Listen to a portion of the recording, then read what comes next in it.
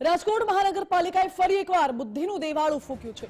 Racecourse ગ્રાઉન્ડમાં મૂકેલી રાઇડો અંગે વિવાદિત બોર્ડ લગાવ્યું છે। દુર્ઘટના સર્જાય તો મનપાની કોઈ જવાબદારી નહીં તેવું બોર્ડ લગાવ્યું। મહત્વપૂર્ણ બાબત તો એ છે કે આ ગ્રાઉન્ડ પણ મહાનગરપાલિકા સંચાલિત છે। મંજૂરી વગર મોટી સંખ્યામાં ગ્રાઉન્ડમાં રાઇડો પણ મૂકવામાં આવી છે। ગ્રાઉન્ડમાં દબાણ છતાં પણ દબાણ દૂર કરવાની જગ્યાએ માત્ર નોટિસ બોર્ડ મારી દીધું છે।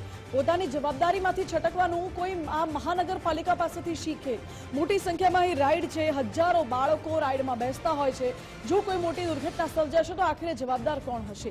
રાજકોટમાં આટલી ઘટનાઓ બને છે ત્યારબાદ પણ મનપા તંત્ર ઘોર નિંદ્રામાં હોય એવું લાગે છે। રાજકોટ મહાનગરપાલિકાના અધિકારીઓ અને પદાધિકારીઓએ બુદ્ધિનો દેવાળું ફૂંક્યું હોય એ પ્રકારની ઘટના સામે આવી છે।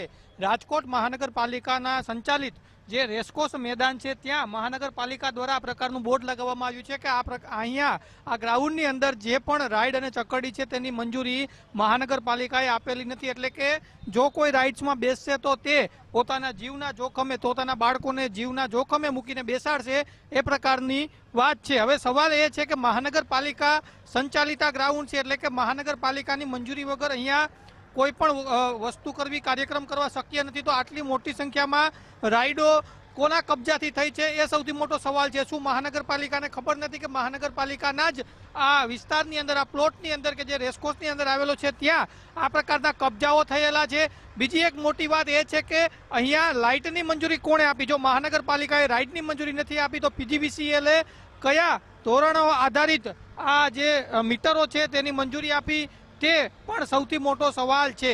રાજકોટ મહાનગરપાલિકા છે તે આ પ્રકારની નોટિસો ચિપકાવી અને એવું કહેવા માંગે છે કે તમે રાઇડ્સમાં જાઓ તો તમારા જીવના જોખમે જાઓ, તમારી સાથે કોઈ જાનહાનિ થાય, કોઈ દુર્ઘટના થાય તો એની જવાબદારી જે લોકો અહીંયા આવે છે તેની છે। એક તરફ નાના બાળકો અહીંયા આવતા હોય છે, નાના બાળકો રાઇડ્સની અંદર બેસતા હોય છે ને એવામાં મહાનગરપાલિકાનું આ પ્રકારનું બુદ્ધિનું દેવાળું ફૂંકવું એ ખૂબ જ મોટી વાત છે। કેમ કે આટલી મોટી સંખ્યામાં જ્યારે રાઇડો અહીંયા મૂકવામાં આવી છે, બાળકો હજારોની સંખ્યામાં અહીંયા રોજ સાંજના સમયે વિશેષ આવતા હોય છે ને એવા સમયે મહાનગરપાલિકા જો આ પ્રકારનું બોર્ડ લગાવી દે તો મહાનગરપાલિકાના જે સત્તાધીશો છે તેની સામે પણ સવાલો ઉઠી રહ્યા છે કે તમે રાઇડની મંજૂરી નથી આપી તો શું અહીંયા કબજો કરી લેવામાં આવ્યો છે? મહાનગરપાલિકાનું જે ગ્રાઉન્ડ છે તેની ઉપર કબજો કરી લેવામાં આવ્યો છે?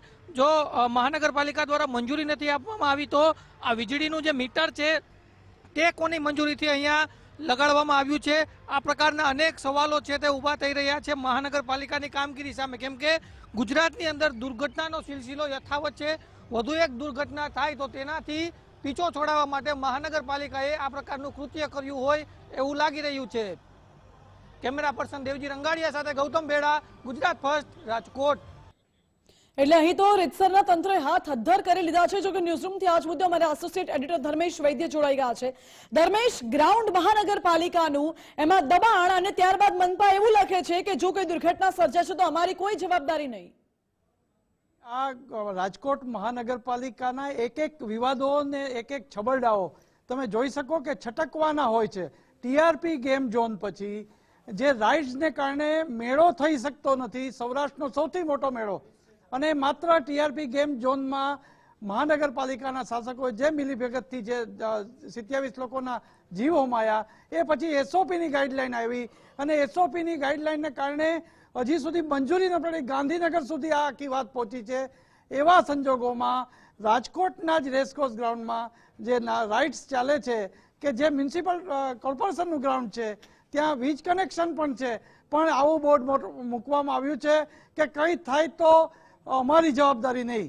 એટલે આ કઈ રીતની નીતિ છે? જે કોર્પોરેશન પાસે બાઉન્સરના ખર્ચ કરવાના પૈસા છે, સિક્યુરિટીના પૈસા છે, લાખો રૂપિયા ખર્ચો કરે છે, અને તેમ છતાં આ બોર્ડ મૂકીને રાજકોટ સહિત સૌરાષ્ટ્રના લોકોનો જેને કે એક કોઈ જીવ, માનવ મૂલ્યની કોઈ કિંમત ન હોય એવું પ્રદર્શન, બુદ્ધિનું પ્રદર્શન રાજકોટ મહાનગરપાલિકાના સત્તાધીશોએ કર્યું છે। માનીએ કે પદાધિકારીઓએ તો કર્યું, આ અધિકારીઓએ કર્યું હોય તો પદાધિકારીઓ લોકોના મતથી ચૂંટાયા છે, પછી એ મેયર હોય કે સ્ટેન્ડિંગ કમિટીના ચેરમેન હોય, એમણે પણ આ બોર્ડનું લખાણ વાંચી અને એકવાર પોતે અભ્યાસ કરવો જોઈએ અને પછી આ બોર્ડ લાગવું જોઈએ। ત્યારે તમે જોઈ શકો છો કે બુદ્ધિનું દેવાળું નહીં, જવાબદારીમાંથી છટકવું, માનવ મૂલ્યનું કાંઈ પણ થાય તો અમે જવાબદાર નહીં. આ એ છટકવાની નીતિ રાજકોટ મહાનગરપાલિકામાં છે. અને માનસી, આજ યોગાનું યોગ મનપાના તમામ પદાધિકારીઓને સીએમ નું તેડું છે. 4 વાગે બેઠક છે. હું તો કહું કે બેઠકમાં પણ આ ઉલ્લેખ થવો જોઈએ કે તમે આ બોર્ડ કેને પૂછીને માર્યું. તમારી જમીનમાં રાઇટ લાગ્યા, વીજ કનેક્શન અપાયા, તો તમે હવે પ્રજાને એમ કહો છો કે તમારા જોખમે અહીંયા બેસો અથવા આ રાઇટ્સમાં બેસો. આ તમામ વસ્તુ અત્યારે એક ચર્ચાના સ્થળે તો છે, પણ મનપાનું તંત્ર છે એ જે રાજકોટ મહાનગરપાલિકાનું એક પછી એક બુદ્ધિનું પ્રદર્શન અહીં જોવા મળી રહ્યું છે. જી ધર્મેશ, બિલકુલ. પરંતુ આ તો રીતસરની છટકવાર જ થઈને કે કારણ કે જો કોઈ પણ દુર્ઘટના સર્જાશે, ગ્રાઉન્ડ પણ મનપાનું છે, દબાણ કરવામાં આવ્યું છે, જો મનપાને ખબર છે તો પછી દબાણ હટાવવામાં કેમ નથી આવતું? વીજ કનેક્શન શા માટે આપવામાં આવે છે? એટલે માનસી, મેં એ જ કીધું કે એ લોકો પાસે બાઉન્સરનો ખર્ચો છે. હવે તો બાઉન્સર પણ લેવા માંડ્યા. મોટા મોટા ઇવેન્ટને કારણે અથવા બેઠકોને કારણે વિપક્ષથી બીતા હોય કે અરજદારોથી બીતા હોય, એ પછી સિક્યુરિટી નો ખર્ચો પણ છે. આ તમામ ખર્ચાઓ હોવા છતાં અહીં સિક્યુરિટી બધી જ રાખી છે. તો એને શું આ રાઇટ્સને વગર પરમિશન અંદર આવવા દીધી છે?